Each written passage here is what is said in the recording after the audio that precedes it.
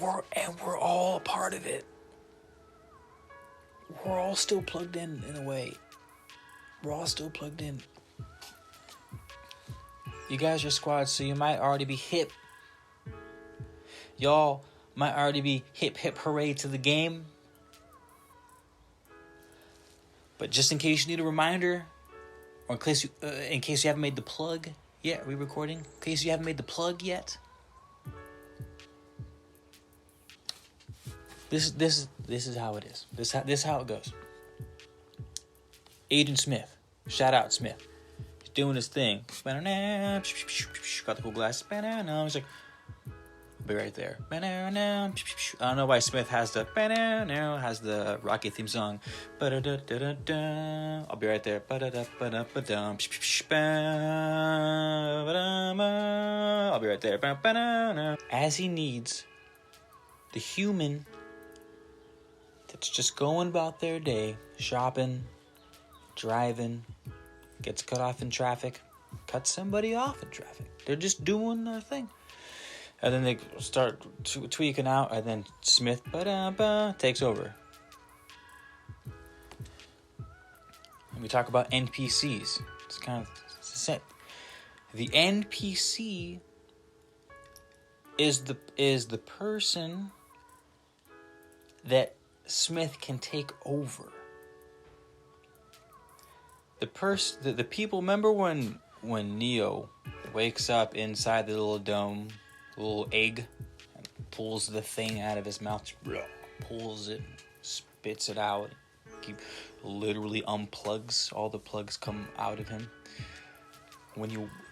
What was happening literally in the world is he unplugged from the Matrix, that illusionary world, into the real world where he was just a battery powering these machines, these robots. The people who are still plugged in, all those other embryos hanging out, those are all the people that are in this world, driving their cars, raising their children, doing the human thing. But since they were plugged into the Matrix, I'm talking the actual movie, not just, not woke talk, but the actual movie of the Matrix, the people who were still plugged into in those embryos, experiencing that Matrix, because they were in a system, they could easily be overridden by the people who control the system. Turn into Agent Smith. Now the allegory, real life, I guess the idea is, that's what I said at the beginning. You are that person. I am still plugged in to a degree. And I don't think anyone is not. And here's what I would consider someone able to be taken over by Agent Smith. It's anyone who bases their entire philosophy on a thing, who is just, and it's a catch-22 because you have to, right? You have to have some sort of definition of the world, otherwise you'd be floating through like a feather on the wind. You won't have any. So that's why I say we're all in it. I'll try to paraphrase as much as I can. I'm talking to my buddy about the coronavirus, and I show him a video of the governor of Illinois, Ngozi, something crazy African lady, where they ask her, how many people listed in the COVID deaths are dying as a direct result from COVID? And she says, well, single digits could be around 6%.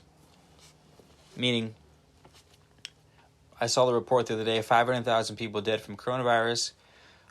Her own words. I said this, and this is the conversation where Agent Smith. This is where Agent Smith plugged into my friend. This is the crazy part. This isn't about the coronavirus. This is about how Agent Smith plugs into people. All right, you following me? I showed him a video of the governor of Illinois, I believe it was in Illinois, saying only 6% of people who are listed as a COVID death actually died from corona. Her words verbatim at the press conference was, it doesn't matter what she said, literally, let me be clear, she says. As long as someone has COVID in their system, at the point of death, they are marked as a COVID death. That's what she said. Only 6% of people in the total tally died as a direct result from COVID. I saw the article the other day, 500,000 people now dead from coronavirus. That means only 6% of that was actually a direct cause of COVID. This is from her mouth. I'll put the link in the this isn't about corona. I'm not going to put the link. It's not about this is about Agent Smith and how he plugs into people. This is the example. He turns to me because he's pro-vaccination. I'm pro-choice. You want to get it, you don't. What's up? It should be pro-choice. He goes, "Oh, I never saw that video. Like, that's good evidence, Keith." And so I was like, "Oh shit, I won him over." And he goes, I just, who knows, man? Back to my point. There's so much conflicting information. Like, who knows what's really going on? And that was the point. That was where I had to stop the conversation, because in that moment, Agent Smith had done his Agent Smith thing and plugged into his brain. He became a spokesperson for his ideology. He became Agent Smith literally before my eyes. And so I send a message back and I go, "Bro, homie to..." I even laughed. I was like, "Homie to homie." I said, "Do you hear yourself?" Right? This isn't a video ringing coronavirus. So I don't want to see none of it in the comment sections. "Oh, it's fake." It's not the point of this video. The point is how Agent Smith works. I go, "Bro, I said this to him. Voice message.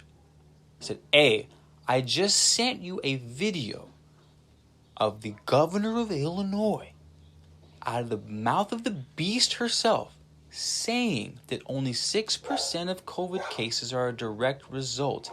And you're looking at me going, well, who knows what's going on? No one." And I said that to him, and he goes, "Oh yeah, like I guess I don't know how I could say that. It's kind of and I was impressed that he started to pull himself away from Agent Smith, because he was going, "Yeah, I guess it is kind of weird that I would say that, huh? I don't know what to say." He said, "I don't know what to say," and he stopped. I could feel the wiring in his brain going like, because he wants to believe in his own ideology. We all do. I do.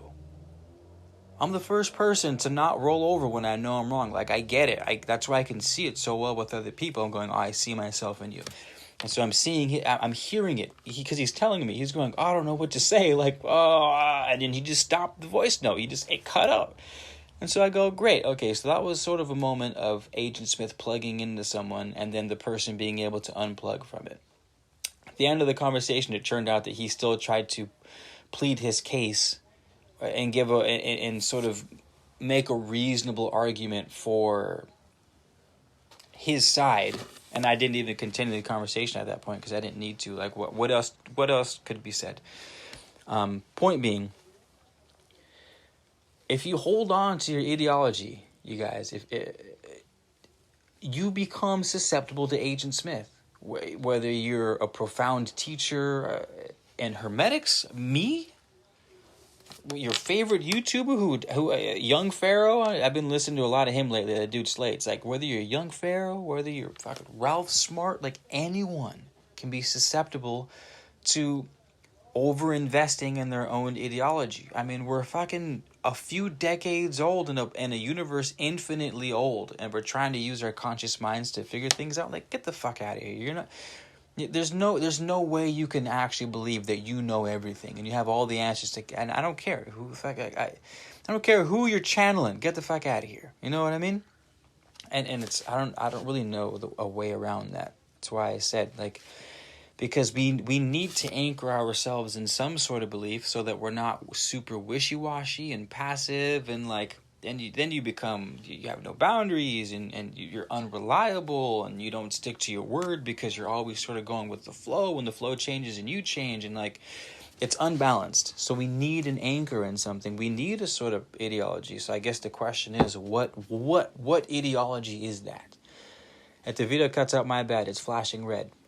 My bad, but I guess it'll end when it ends. But so yeah, so what direction do we go?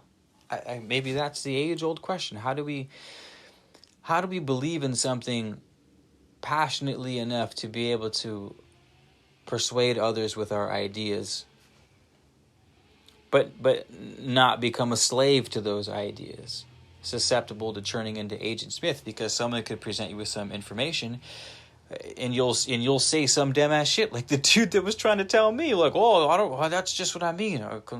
No one, who knows, bro? I just sent you the video. Did you not? What's going on? Like, it was staring him in the face, and he was looking at the truth, going, who knows? Who knows where the light is? I'm staring at it, but maybe it's not actually there. Maybe it's an illusion. You know what I mean? It happens everywhere with everyone of every race and gender, sex, orientation, spiritual, religious, whatever orientation one has, it happens. But just know that that's how Agent Smith works. You become a mouthpiece for your ideology, and your own thought process shuts down in the process. But you no longer, if it's me, if I get sucked into it, then I'm no longer speaking as Keith and all of my experiences firsthand, all of my experiences secondhand, reading books, movies, interactions I've had, conversations I've had with other people. Instead of taking all of that knowledge I've gained and making a decision about my world, I buy into the thoughts of an entire culture and the thoughts, the likes, the dislikes, what makes them angry, what makes them happy, all that, what stimulates them, has all been laid before them by other people. And when you buy into that other thing, you no longer make decisions. The entity, the ideology, makes decisions through you. And it's helpful.